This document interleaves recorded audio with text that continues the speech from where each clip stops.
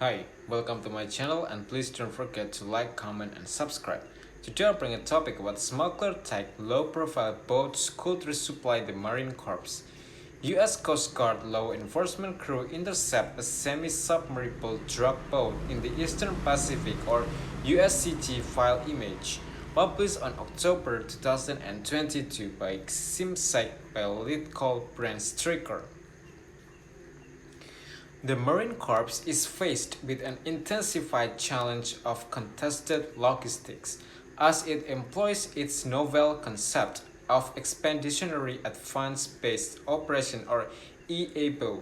EABO calls for Marines to act as stand-in force using low-profile, highly mobile expeditionary advanced bases or EAB that will likely be within an enemy weapons engagement zone or WEZ.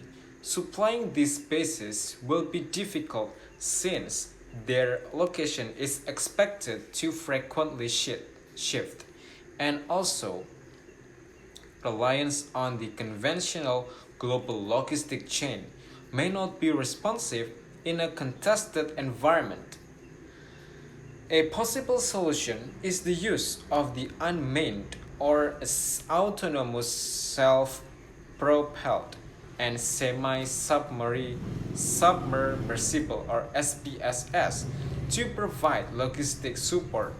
It is important to consider how SPSS will be classified under domestic and international law and what rights and obligations will be imposed on them during peacetime and armed conflict. SPSS capabilities smuggling provided the impetus for the SPSS. During Prohibition, bootleggers used SPSS to transport alcohol along the Mississippi River.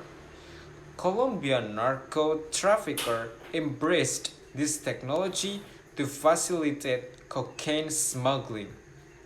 Employing naval architects, they built a variety of models.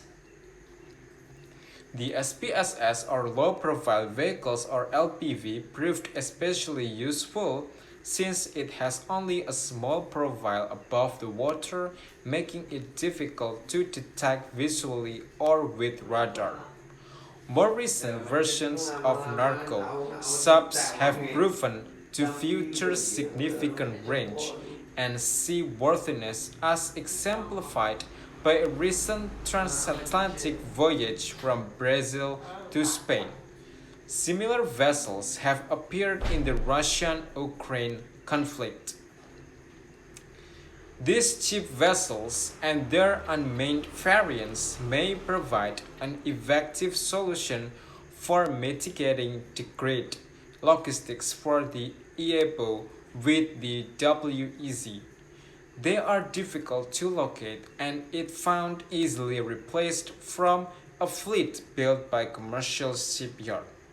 They can be built to a desired size and in large numbers, controlled remotely or autonomously, and also unloaded after beaching before being sent back to a logistic hub to be reloaded. They could be carried into forward areas by amphibious assault ship and also landing platform docks and the developed from well decks. Combining efforts with the U.S. Coast Guard as a red cell could yield lessons learned as they continuously hunt for similar semi-submersible vessels. This collaboration could lead to improved vessel designs to avoid detection and solve the problem of the degraded logistic in the WEZ. These vessels could provide a resilient and risk-worthy method of distributed resupply that would help stand-in forces endure in the fight. Legal implication: if the U.S. Navy or the U.S. Marine Corps chooses to adopt an SPSS, It's important to determine how the vessel will be classified. U.S. forces would assert sovereign immunity over the vessel consistent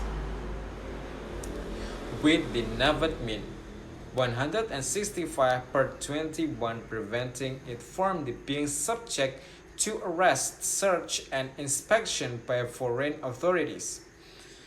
The U.S. Navy recognizes several types of sovereign immune vessels.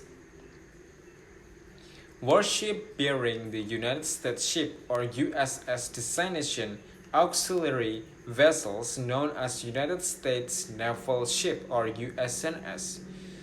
United States Coast Guard cutters or USCGCS.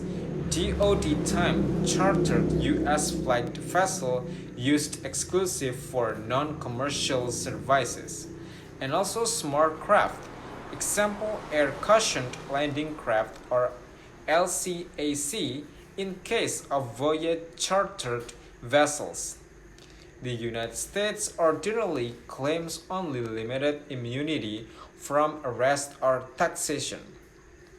A U.S. Navy SPSS that are used solely for logistic support can be classified as either an auxiliary vessel or small craft.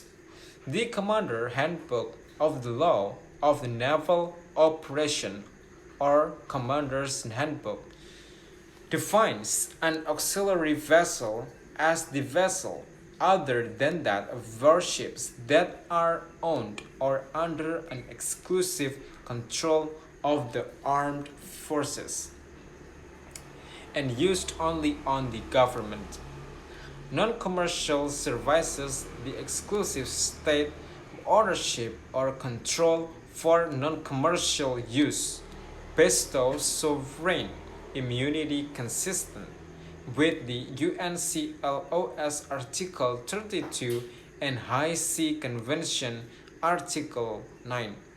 Small craft such as motor vehicle boats, air-cushioned landing craft, and all other small boats craft, and vehicles deployed from larger Navy vessel or from land are also sovereign immune U.S. property. In 2022, the U.S. Navy deployed 4 unmanned surface vessels to RIMPAC 2022. Task Force 59 has also used unmanned vessels for the experimentation with the distributed maritime operation in the 5th Fleet area of operation. Both Navatmin 165 per 21 and the Commander's Handbook recognize the sovereignty of unmanned vessels that are commanded and crewed by remote means. So thank you for watching and don't forget to like, comment, and subscribe.